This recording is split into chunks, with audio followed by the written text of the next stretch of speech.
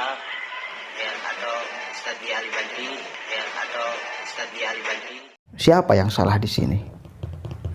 Saya kira orang yang memprovokasinya yang lebih biadab, yang memprovokasi, yang memberikan ajaran yang gak benar kepada anak ini, kepada Diaul Haq. Coret nama ustadznya, saya kira kurang pantas dia disebut ustadz. Kepada Diaul Haq. Masih banyak PR kita ternyata ya.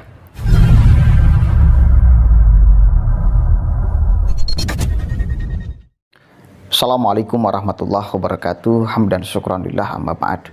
Sahabat manusia plural yang saya hormati dan saya banggakan, saya menemukan satu buah video. Masih ingat gak orang yang saya tampilkan di awal tadi? Salah satu pengeroyok Ade Armando. Entah kapan video itu menyebar, tapi bagi saya ada beberapa hal yang perlu saya bedah agar bahasa itu, istilah itu, gelar itu tidak sembarangan dipakai oleh seseorang. Karena gelar itu berat, gelar itu mahal, dan tidak boleh sembarangan kita pakai begitu saja tanpa kita layak memakai gelar tersebut. Oke, video utuhnya mari kita tonton sama-sama nih ya, apa yang dia katakan.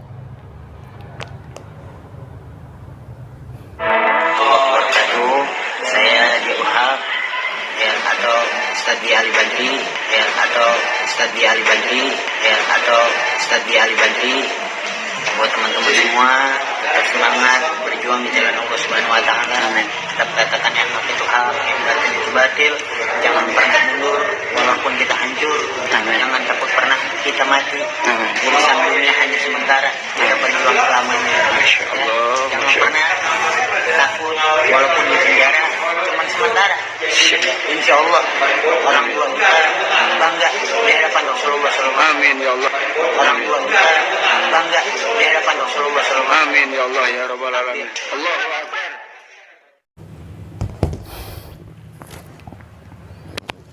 Dia merasa bangga terhadap apa yang dia lakukan. Dia mengklaim sebagai ustadz. Dia mengklaim juga bahwa orang tuanya akan bangga bersama Rasulullah SAW. Katakan yang hak adalah hak, yang batil adalah batil. Meskipun hancur, penjara hanya sementara, akhirat selamanya. Banyak poin yang akan saya sampaikan. Pertama, urusan dia mengklaim sebagai ustadz. Sebetulnya ada banyak istilah, banyak gelar yang perlu kita bedah di Indonesia khususnya ya. Ada ulama, ada syekh, ada habib, ya, ada kiai, ada ajengan, ada ustadz. Itu kalimat-kalimat yang perlu kita bedah sebetulnya. Tapi saya tidak akan membedah kalimat-kalimat itu di segmen hari ini, segmen video sekarang. Saya akan membedah satu kalimat aja, itu ustadz. Ustadz itu adalah bahasa Persia yang diserap oleh bahasa Arab. Ya, artinya pengajar. Artinya orang yang sudah mahir di dalam sesuatu, kemudian dia mengajarkannya. Satu kali lagi, orang yang sudah ahli di dalam sesuatu, kemudian dia mengajarkannya. Ada kalimat ahlinya ya, tuh pengajar. Di dalam situasi sosial Timur Tengah, di Mesir misal, gelar ustadz itu keren sekali. Dia adalah orang yang sudah mengajar di level paling tinggi.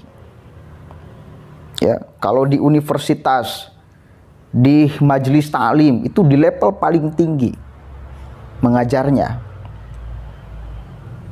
Kalau mau disetarakan, setara profesor. Itu di kondisi sosial Timur Tengah, di Mesir misal. Setara profesor ustadz. Ya meskipun kalau di Indonesia ini bergeser. Ustadz itu pengajar TPA misal, ya, baca tulis Al-Quran, itu ustadz, kita sebut ustadz. Kemudian pengajar di sekolah diniyah, kita sebut ustadz. Orang yang ngomong 1 ayat 2 ayat di media sosial dipanggilnya ustadz. Saya pun tidak sedikit orang yang memanggilnya ustadz. Bagi saya tidak layak, tidak cocok dipanggil ustadz, saya pribadi. Kenapa? Karena kalau kita mau melihat makna aslinya, itu gelar yang sangat terhormat. Satu kali lagi, setara profesor. Kalau kita mampu menguasai satu buah ilmu yang benar-benar mendalam, ya, kemudian kita mengajarkannya, nah kita baru layak, cocok disebut seorang ustadz. Kalau hanya tahu 1-2 ayat, 1-2 hadis, kemudian kita sebut bahwa dia adalah ustadz, ini bagi saya kurang cocok. Karena bergeser maknanya. Meskipun wajar-wajar aja, wong itu bahasa serapan kok. Wajar-wajar aja kemudian tidak sesuai dengan makna aslinya. Tetapi alangkah baiknya kita berupaya untuk menempatkan definisi sesuatu kepada tempatnya. Agar kita menjadi sadar diri dan profesional. Sekali lagi, agar kita menjadi sadar diri dan profesional. Manakala ada orang yang panggil kita ustadz, sementara kita belum layak dipanggil ustadz, apalagi sampai ngaku-ngaku, ini saya Ustadz Ropik, Ustadz Ropik, Ustadz Ropik. Lah ngapain? Kita kampanyekan bahwa saya adalah ustadz, saya kampanyekan bahwa saya adalah ustadz. Ngapain? Lagian, ustadz itu adalah gelar yang diberikan oleh masyarakat. Kalau di Indonesia ini ya maknanya. Yang diberikan oleh masyarakat kepada kita, bukan kita mengklaim diri sebagai seorang ustadz. Seperti Diaul Haq ini, bagi saya, dia mengklaimkan dirinya sebagai seorang ustadz. Katanya Ustadz Dia Al-Badri. Bagi saya, kalau orang-orang yang suka ngeklaim bahwa dirinya sebagai seorang ustadz, justru harus dipertanyakan keustadannya.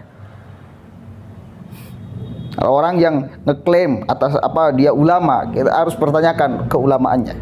Karena jarang ulama ngaku ulama, ustadz ngaku ustadz. Kalau ulama yang benar nih ya, ustadz yang benar jarang menyebutkan dirinya sebagai, misal saya ulama Ropik Musin, saya menyebutkan kepada saya di depan publik, ini ulama Ropik Musin.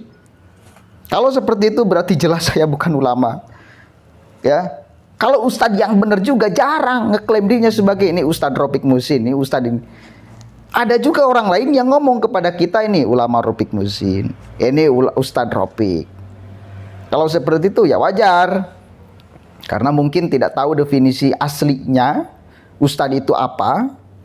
Ya, apalagi di Indonesia satu kali lagi sudah sangat bergeser maknanya, maka ya wajar. Tapi ya, kalau saya ngaku-ngaku sebagai ustadz, misal di sini saya ngomong, ini dengarkan nih Ustadz Ropik lagi ngomong nih, ini Ustadz dilawan nih, ya, maka saya harus dipertanyakan keustadannya. Begitupun sama orang lain. Jika ada orang yang klaim sebagai saya ustadz, saya kira harus dipertanyakan keustadannya. Kenapa? Layak gak dia dipanggil ustadz? Seperti Diaul Haq ini, layak gak Diaul Haq dipanggil ustadz? Kalau kita mengacu kepada definisi makna aslinya sebagai pengajar sesuatu yang itu sudah sangat profesional, setara dengan profesor, apalagi kalau di Timur Tengah, satu kali lagi di Mesir khususnya. Satu lagi, dia membanggakan dirinya, ya, dia tetap kemudian angkuh, nggak sadar bahwa apa yang dia lakukannya adalah kesalahan. Ini yang menarik untuk kita kaji sama-sama. Kenapa? Sampai dia punya keyakinan penuh bahwa apa yang dilakukannya adalah kebenaran. Padahal jelas-jelas mengeroyok seseorang gitu loh. Mengeroyok seseorang. Bahkan dia punya keyakinan bahwa orang tuanya akan bersama Rasulullah SAW karena dia melakukan mengeroyok mungkin Ade Armando. Ini di sini saya sedikit kurang paham. Kenapa bisa seperti ini? Dia sampai punya keyakinan penuh bahwa apa yang dilakukannya adalah kebenaran. Padahal jelas secara fakta dia memukuli orang lain yang itu bahkan seiman. Ade Armando nih. Ya, segoblok-gobloknya Ade Armando saya kira masih sholat dia. Tauhidnya masih benar dia. Ini berbahayanya di sini. Ketika kita benar-benar fanatisme di dalam sesuatu. Siapa yang salah di sini? Saya kira orang yang memprovokasinya yang lebih biadab. Yang memprovokasi, yang memberikan ajaran yang gak benar kepada anak ini. Kepada Diaul Haq, coret nama ustadznya. Saya kira kurang pantas dia disebut ustadz.